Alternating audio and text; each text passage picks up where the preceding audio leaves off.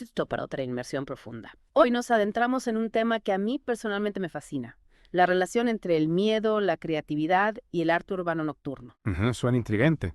Y es que vamos a explorar extractos de un texto titulado Antropología del miedo en el arte urbano furtivo. Una perspectiva única, escrita por un artista callejero de 71 años. Wow, 71 años, ¿eh? Sí, conocido como The Photographer. Lo que hace que este análisis sea tan especial es que no es un estudio académico distante, sino una mirada personal de alguien que ha vivido en las sombras de la ciudad durante más de una década, plasmando sus miedos y vivencias en las paredes. Interesante. La experiencia directa siempre aporta un valor único a cualquier análisis. ¿Y qué tipo de miedos exploraremos? Miedo a la oscuridad, a ser descubierto. Exacto, esas son algunas de las capas que vamos a ir desvelando. Pero también cómo el miedo se convierte en un motor creativo, en una fuente de adrenalina y pasión que lo impulsa a seguir creando en la noche. Ya, me imagino que salir a la calle de noche para crear arte conlleva una buena dosis de incertidumbre. Totalmente. Y para comprender mejor su experiencia es crucial tener presentes los tres escenarios clave donde todo esto ocurre. La ciudad como un gran lienzo oscuro, la penumbra que lo envuelve todo y esa línea difusa de la legalidad que define la naturaleza esquiva de este arte. Entiendo. Empecemos entonces por ese viaje interior del artista, por cómo experimenta y gestiona el miedo a la hora de crear en la noche. Me parece perfecto. Y lo primero que me llamó la atención al leer sus palabras es esa profunda introspección con la que se enfrenta a sus propios miedos. Para él, el arte urbano no es solo una actividad creativa, sino una forma de terapia, una manera de mostrar su vulnerabilidad al mundo. Ya veo, una especie de catarsis a través del arte. Y teniendo en cuenta su edad, me imagino que la presión social debe ser un factor importante a la hora de exponerse de esa manera. Sin duda. Él mismo es consciente de las expectativas que la sociedad tiene sobre alguien de su edad. Un hombre de 71 años desafiando las normas, creando arte clandestino, algo que generalmente se asocia con gente mucho más joven. Es una rebeldía muy inspiradora. Y me pregunto cómo afecta esa tensión entre el miedo y la edad a su proceso creativo. Pues aquí es donde se pone realmente interesante porque él plantea una idea muy potente. El miedo, lejos de paralizarlo, se entrelaza con su creatividad, con la adrenalina, con la pasión que siente por lo que hace. Es como si el miedo fuera una fuerza que lo impulsa a crear. Es una perspectiva fascinante. Transformar el miedo en un motor creativo. Exacto. Y no solo eso, sino que nos invita a ser parte de esa experiencia. Nos reta a observar nuestro entorno urbano con otros ojos, a buscar esas intervenciones fugaces y a intentar comprender las historias que hay detrás de ellas. Me gusta esa idea de ser cómplices de su visión. Y hablando de historias, pasemos esa taxonomía personal del miedo que The Photographer ha ido construyendo a lo largo de sus años en la noche. Ahí está la verdadera chicha del asunto. Imagínate más de una década de incursiones nocturnas, plasmando su arte en las calles y encontrándose con todo tipo de personajes en ese ecosistema tan particular que la ciudad de noche. Un catálogo de miedos basado en la experiencia. Me intriga saber cómo los clasifica. Bueno, él mismo nos dice que esta clasificación parte de la diversidad de grupos que se mueven en la noche urbana. Otros artistas, personas sin hogar, las fuerzas del orden. Y cómo las dinámicas de género también influyen en su percepción del riesgo. Interesante. Una mezcla de factores sociales y personales. Empecemos por los encuentros con otros artistas urbanos. ¿Qué nos cuenta sobre esa dinámica? Pues describe una especie de código no escrito entre ellos, una mezcla de reconocimiento mutuo y una tensión, casi una competencia tácita. Se reconocen por ciertas señales, la mochila, la bolsa llena de pintura, incluso el olor a aerosol. Ya, un lenguaje visual que los identifica como parte de una misma tribu. Sí, y esos encuentros suelen ser breves, cargados de tensión, pero también con una potencial complicidad. Es como si compartieran un secreto, una conexión invisible. Me imagino la adrenalina del momento, esa mezcla de emoción y miedo al ser descubierto por alguien que te entiende. Totalmente. Y también habla de la satisfacción de ver al día siguiente la obra de otro artista y saber que estuviste presente, aunque fuera de forma fugaz, en el mismo espacio y tiempo de su creación, como si hubiera sido testigo de un ritual secreto. Y también está la otra cara de la moneda, el arte urbano por encargo, donde se trabaja de noche por necesidad, no por clandestinidad. Ahí el miedo se transforma en una colaboración pactada, un trabajo en equipo donde se comparten los riesgos y la satisfacción del resultado final. Pasemos ahora a las interacciones con sus seguidores y admiradores. Me imagino que esa debe ser una experiencia ambivalente. Por un lado, el miedo a ser reconocido y por otro, la gratificación de saber que tu arte conecta con la gente. Exactamente. Y él lo describe muy bien como una grieta permitida a la breve comunicación personal. Esos pequeños gestos, una sonrisa, un pulgar hacia arriba en la oscuridad, se convierten en una forma de validación muy poderosa. Una recompensa silenciosa que alimenta su pasión. Sí, y luego están esos encuentros más directos, donde la gente le expresa su admiración, le da las gracias por su trabajo, y me encanta el detalle de las chapas con su icono, como un pequeño regalo para aquellos que se atreven a acercarse y romper el hielo. Es un gesto muy bonito. Y también habla de la anécdota del niño que descubre su identidad y decide guardar el secreto. Una muestra de la complicidad que puede surgir en los lugares más inesperados. Y no olvidemos el fenómeno de las redes sociales, gente que le envía fotos de desconocidos pensando que es él, una especie de juego del gato y el ratón que alimenta el misterio que rodea su figura. Su anonimato se convierte en parte de su leyenda. Hablando de encuentros inesperados, ¿qué nos dice sobre las personas en situación de calle? Uf, ese es un tema que le genera emociones muy complejas, compasión, culpa y una profunda reflexión ética sobre su propia presencia en la noche frente a la vulnerabilidad de otros. Claro, es una realidad que choca frontalmente con su propia experiencia como artista urbano. Él elige estar en la noche, ellos no tienen otra opción. Exacto. Y él mismo lo reconoce. Su presencia es voluntaria, mientras que la de ellos es una consecuencia de la exclusión social. Y cítame una frase de Rousseau que me parece muy acertada. Nada teme quien no tiene nada que perder.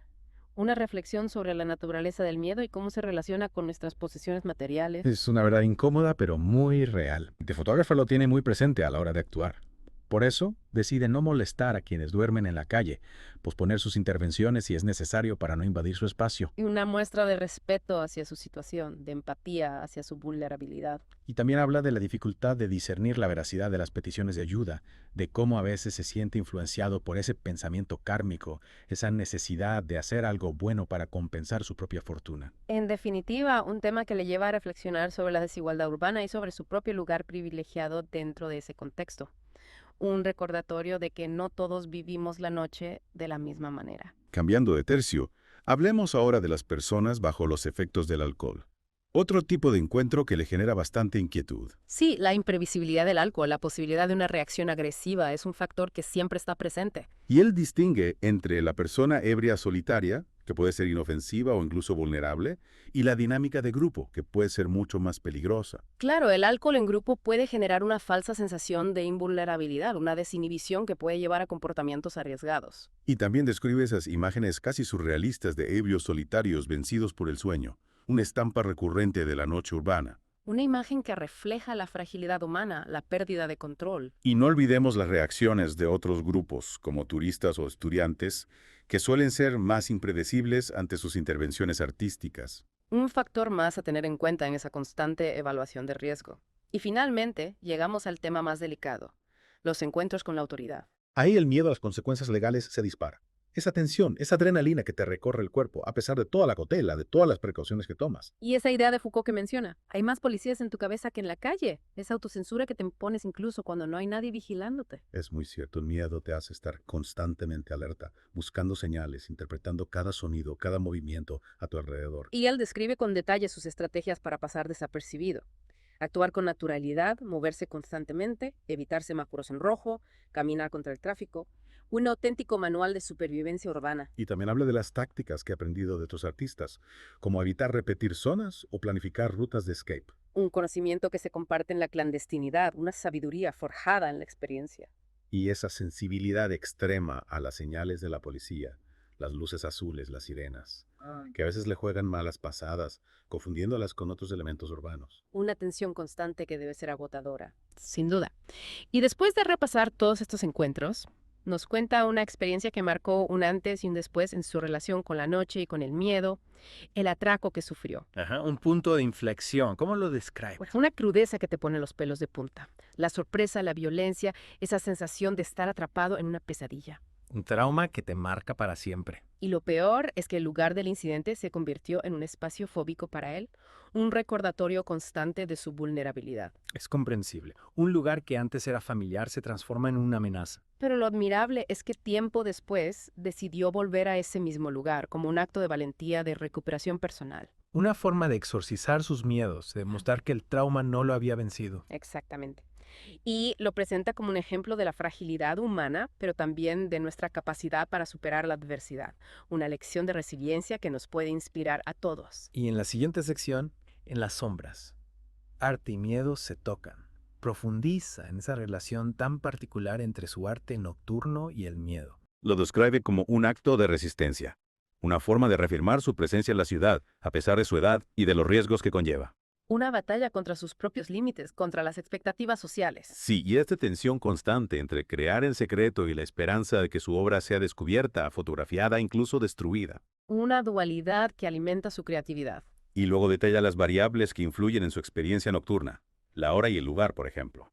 Esa paradoja entre la soledad de la madrugada, que le ofrece anonimato, pero también puede generar más sospechas, y la menor sospecha que puede despertar durante el día, aunque con un anonimato mucho menor. Interesante.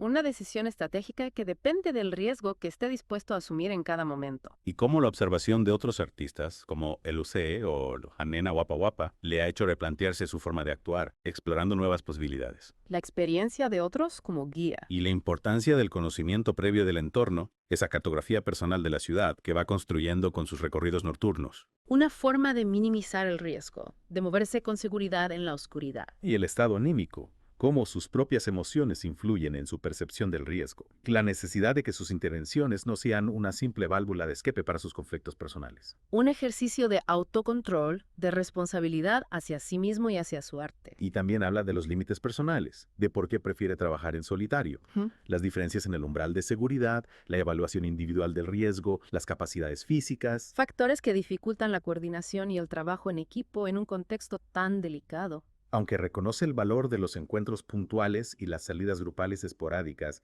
esos genoveses que inmortalizan la camaradería efímera de la noche. Un instante de conexión humana en un mundo de sombras. Y finalmente el factor suerte, esa incertidumbre inherente a la noche urbana. Un encuentro fortuito puede alterar todos tus planes. La importancia de confiar en el instinto, de saber cuándo es momento de retirarse. Y me fascinó la sección donde habla de sus aspectos personales invisibles, esos pequeños rituales que le ayudan a enfrentarse al miedo. ¿A qué te refieres? Pues cosas como tararear melodías familiares para mantener la calma, evitar los auriculares para no perder la conexión con el entorno, actuar por el puro placer de la acción en sí misma. Una especie de meditación en movimiento, una forma de estar presente en el momento. Exacto. Y la idea de que el arte urbano furtivo no es una competición sino una expresión personal. Y la importancia de no arrepentirse de las oportunidades perdidas. Un enfoque muy zen. Y esa descripción del momento creativo, esa fusión entre su verdadero yo y su personaje artístico. Una experiencia intensa y liberadora. Y ahora, el tema de la edad. Paradoja en el arte urbano furtivo, la llama. Donde la experiencia y la sabiduría coexisten con una mayor vulnerabilidad física. Equilibrio delicado. Él habla de la cautela que ha desarrollado con los años, en contraste con la imprudencia de la juventud, pero también cómo la penumbra agudiza sus sentidos, compensando otras limitaciones. La experiencia como una herramienta de adaptación. Y la resiliencia emocional que le aporta la edad para manejar el estrés, aunque a veces necesita esas dosis de imprudencia para mantener viva la llama. Un toque de rebeldía contra el paso del tiempo. Y es consciente de su mayor vulnerabilidad física, de la necesidad de adaptar sus movimientos, sus estrategias. Una batalla constante contra sus propias limitaciones. Y me sorprendió la idea de que su edad en la noche puede ser una ventaja. Proyecta menos sospecha, una serenidad inusual. Una paradoja interesante. Aunque esa ventaja social diurna puede convertirse en vulnerabilidad nocturna. Y la rebelión, el acto de seguir creando contra las expectativas de la edad, se convierte en una herramienta poderosa. Y describe las emociones que siente después de cada intervención. La incredulidad, el síndrome del impostor, la necesidad de documentar lo realizado. La euforia del logro mezclada con la duda.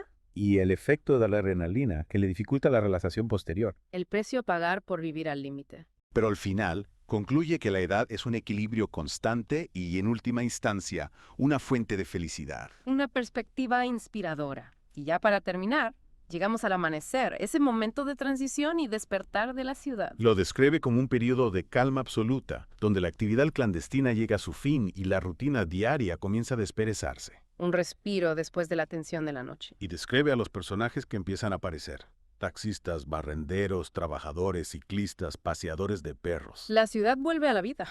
Y esa sospecha, nada infundada, según él, sobre algunos conductores de camiones de basura que forman parte de una red de vigilancia policial. Un ojo invisible que lo observa desde las sombras. Y la llegada del primer autobús, marcando el fin definitivo de la noche. El regreso a la normalidad. Y esa sensación final de alivio, satisfacción y extraña calma feliz si la noche ha sido exitosa. La recompensa del guerrero. El momento de ponerse las gafas de sol para ocultar el cansancio y esperar el autobús que lo llevará de vuelta a casa. Arte urbano nocturno. Miedo, creatividad y resiliencia en la calle. Un título que lo resume todo. Una experiencia única donde la soledad, el riesgo y la creatividad se fusionan, donde el miedo se convierte en un motor creativo, en una fuente de energía. Y donde la ciudad se transforma en un lienzo efímero, un escenario de resistencia y expresión personal. Y esos encuentros que hemos detallado, esa taxonomía personal del miedo, ponen a prueba su capacidad de gestión emocional, su resiliencia. Un aprendizaje constante, una lucha contra sus propios límites. Y esa omnipresente presencia, real o imaginaria, de la autoridad. El recordatorio de que se mueve en un terreno peligroso. Y la paradoja de la edad, que lo limita y lo empodera al mismo tiempo. Un viaje fascinante a través de los miedos y las pasiones de un artista único. Gracias por acompañarnos en esta inmersión profunda en la antropología del miedo en el arte urbano furtivo. Esperamos que estas reflexiones sobre las motivaciones, las ansiedades y la admirable resiliencia de un artista que opera en las sombras te hayan resultado tan inspiradoras como nosotros. Y para terminar, te dejamos con una pregunta. ¿Cómo influyen tus propios miedos en tu creatividad, en tu forma de vivir? ¿Qué paisajes ocultos podrías descubrir si te atrevieras a explorar un poco de lo desconocido? Hasta la próxima inmersión.